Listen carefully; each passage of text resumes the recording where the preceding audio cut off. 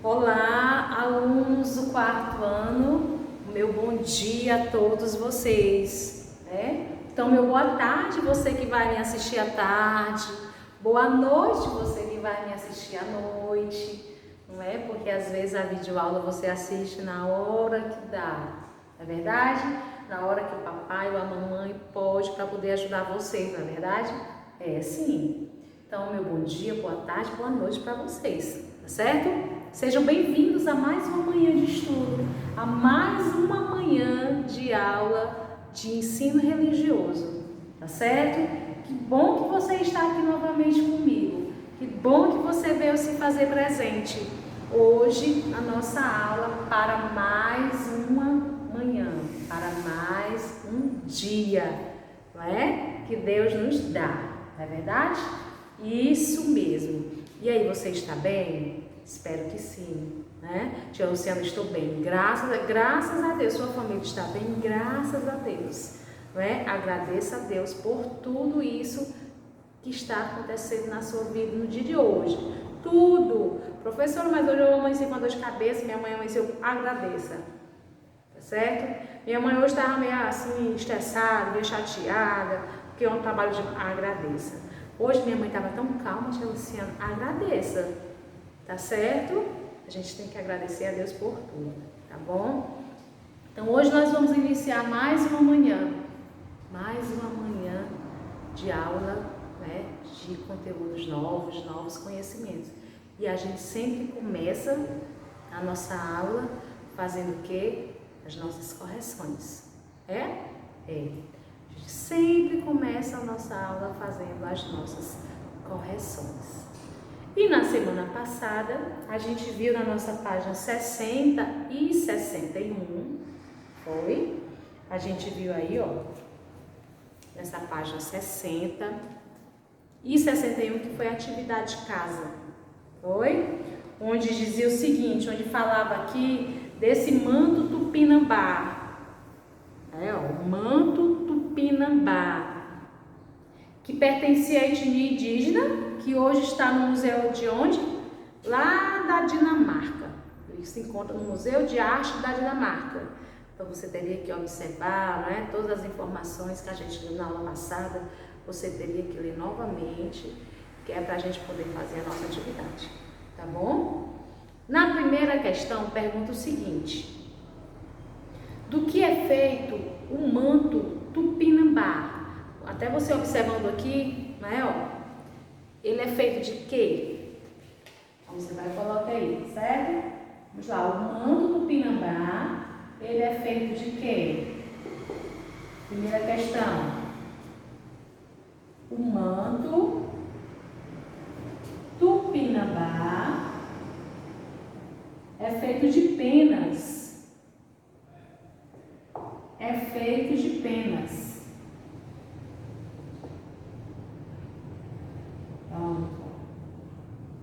Certo? É feito de penas. Esse elemento é usado em outros objetos indígenas, né? Ou seja, as penas. Ela foi colocada aí nesse manto tupinambá, mas as penas, ela pode ser utilizada também em outros objetos indígenas? Sim, né? Cocares, né? E algumas decorações.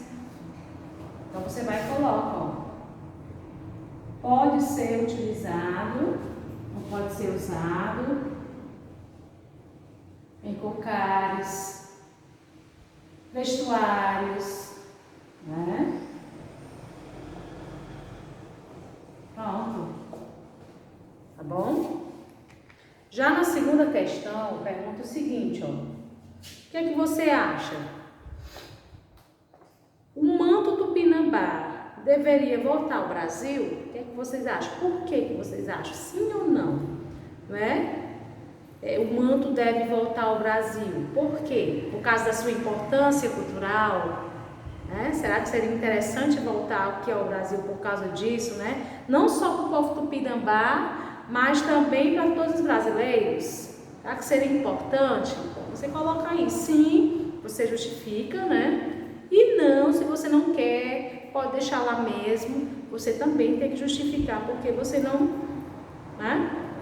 você não concorda que voltasse aqui para o Brasil, tá bom? Se voltasse seria bom, né? As futuras gerações teriam, né, conhecimento sobre esse tipo de cultura, tá certo? Então você vai acrescentar aí, eu por mim voltaria, né? Seria muito interessante que voltasse esse manto tupinambá aqui no Brasil, né? Para demonstrar a importância cultural para os indígenas tupinambás, para os brasileiros, mas a resposta aí seria pessoal, tá bom? Já na página 61, nós temos aí, né, um pequeno texto, onde diz o seguinte, né, que é tirado de Êxodo, capítulo 15, versículo do 1 ao 2. Então Moisés e os filhos de Israel cantaram este cântico ao Eterno e disseram: Cantarei ao Eterno, que gloriosamente se enalteceu. Cavalo e seu cavaleiro jogou no mar. Deus é minha fortaleza e meu cântico, e ele foi minha salvação. Na primeira questão, diz o seguinte: com quais expressões artísticas os judeus comemoraram a passagem pelo Mar Vermelho? Com quais expressões artísticas, né, eles comemoraram a passagem no Mar Vermelho, certo? Comemoraram com o quê? Com música e dança. Então você coloca lá na primeira questão, tá certo? Primeira questão da página 61, você coloca: eles comemoraram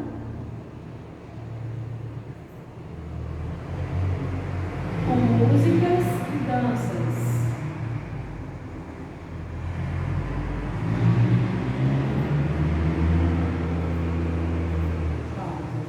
Certo? Com músicas e danças. Já na segunda, que é uma resposta pessoal, diz o seguinte: com que outras formas de manifestação artística podemos expressar nossa alegria?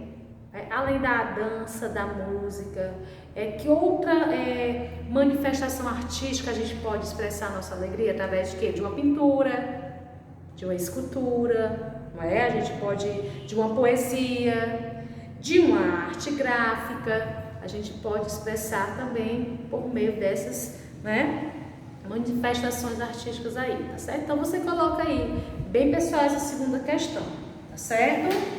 E vamos agora continuar aqui na nossa página 62, tá certo? Onde diz o seguinte: algumas expressões artísticas de nosso país são consideradas patrimônio imaterial da humanidade, por ter valor cultural e importante papel na formação da identidade do nosso povo, tá certo? Olha só, esse título aqui, pessoal, de patrimônio imaterial da humanidade, tá certo? Ele é um título dado pelo Instituto, né, do Patrimônio Histórico e Artístico Nacional e pela Organização das Nações Unidas para a Educação e Ciência e a Cultura, que é a Unesco. Além das manifestações artísticas também, pode receber essa classificação quem pode ser considerado patrimônio imaterial da humanidade? Festas, celebrações, tá certo? De forma que possa reproduzir alguma coisa e até lugares que abrigam algumas práticas coletivas, tá bom? Nós temos aqui uma das expressões artísticas considerada como patrimônio imaterial da humanidade, certo? Que é o quê? O samba de roda. Samba de roda. É uma expressão musical coreográfica, poética e festiva, das mais importantes e significativas da cultura brasileira. Exerceu influência no samba carioca e até hoje é uma das referências do samba nacional. Em 2005, a Unesco reconheceu esse bem imaterial como patrimônio cultural imaterial da humanidade. Atualmente reúne as tradições culturais transmitidas por africanos escravizados e seus descendentes, que incluem o culto aos orixás e o jogo da capoeira. A herança negro-africana no samba de roda se mesclou de maneira singular a traços culturais trazidos pelos próprios portugueses, principalmente a viola e o pandeiro, e a própria língua portuguesa nos elementos e suas formas poéticas, tá certo? Então a gente tem aqui, né, um exemplo de patrimônio imaterial da humanidade, tá certo? Então em casa você vai responder a primeira e a segunda questão da página 62. Aqui abaixo a gente tem até aqui uma pequena biografia do Martin Luther King, né, que diz o seguinte, ó: foi um pastor cristão protestante e ativista político norte-americano. Na década de 1960, foi um dos mais importantes líderes do movimento que reivindicava para os negros os mesmos direitos que os brancos tinham nos Estados Unidos. Sua campanha era baseada na não violência e no amor ao próximo, certo? Na página 63 a gente vai ter o diálogo entre os nossos personagens, né, que a gente tem sempre, eles aqui nos acompanham durante o nosso, né, os nossos conteúdos, o nosso livro.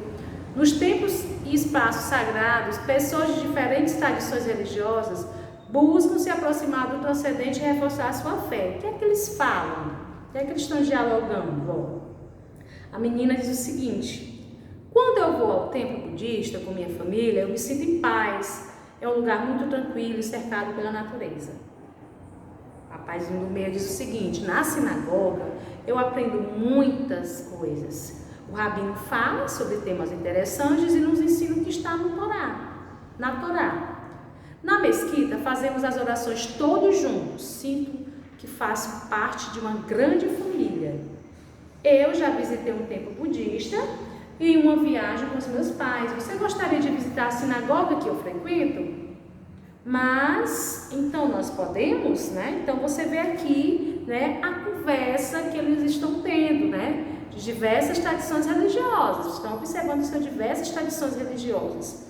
E lá abaixo, né, tem um pontinho que você tem que responder.